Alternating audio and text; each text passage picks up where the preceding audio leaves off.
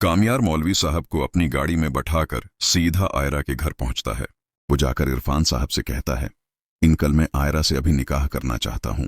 लेकिन इरफान साहब का गुस्सा फूट पड़ता है। वो कामयार को धिका देकर घर से बाहर निकाल देते हैं और साफ इनकार कर देते हैं, मेरी बेटी कोई खिलौना नहीं, इसका निकाह तुमसे कभी नहीं होगा।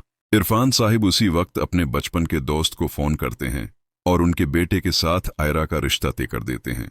जब आयरा को यह बात पता चलती है तो वो रोते हुए इनकार करती है, अबू मैं किसी और से शादी नहीं कर सकती। लेकिन इरफान साहब जज्बाती दबाव डालते हुए कहते हैं, अगर तुमने ये निकाह नहीं किया तो तुम मेरा मरा हुआ मुन्ना देखोगी, मैं जहर खा लूंगा। मजबूर होकर बाप की जान बचाने के लिए आयरा हाँ कर देती है।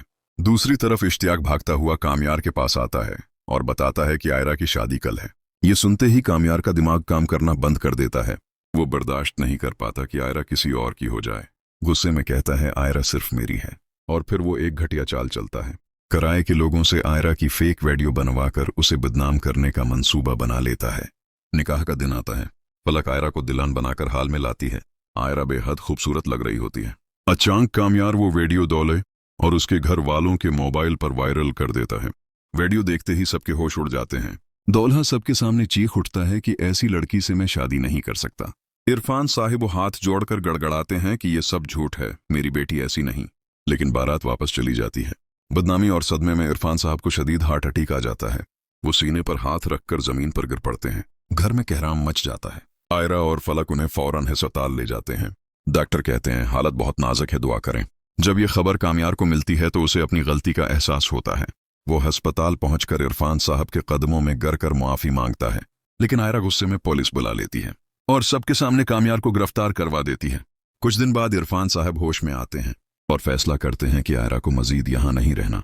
वो उसे तालीम के लिए स्विट्जरलैंड भेजने का ऐलान करते हैं। आयरा भारी दिल से मान जाती है।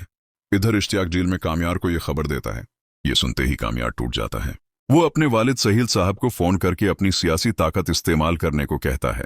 सहील साहब असर व रसूख से कामयार को जेल से निकलवा लेते हैं। कामयार सीधा एयरपोर्ट की तरफ भागता है। आयरा चेक उन करने ही वाली होती है कि कामयार उसका हाथ पकड़ लेता है। रोते हुए कहता है, मुझे छोड़कर मत जाओ, मैं सब ठीक कर दूंगा। आखिरकार वो आयरा को वापस घर ले आता है। इरफान साहिब कामयार की सच्ची तड़प देखकर नर्म पड़ जाते हैं और पुरानी बातें भुलाकर दोनों का निकाह करवा देते हैं। अब फैसला आपका है। क्या मोहब्बत में गलत रास्ता अख्तियार करना दुरुस्त है, या सच्ची मोहब्बत कुर्बानी और सब्र मांगती है? अगर आप आगे की कहानी देखना चाहते हैं तो चैनल को लाइक, शेयर और सब्सक्राइब कर लें।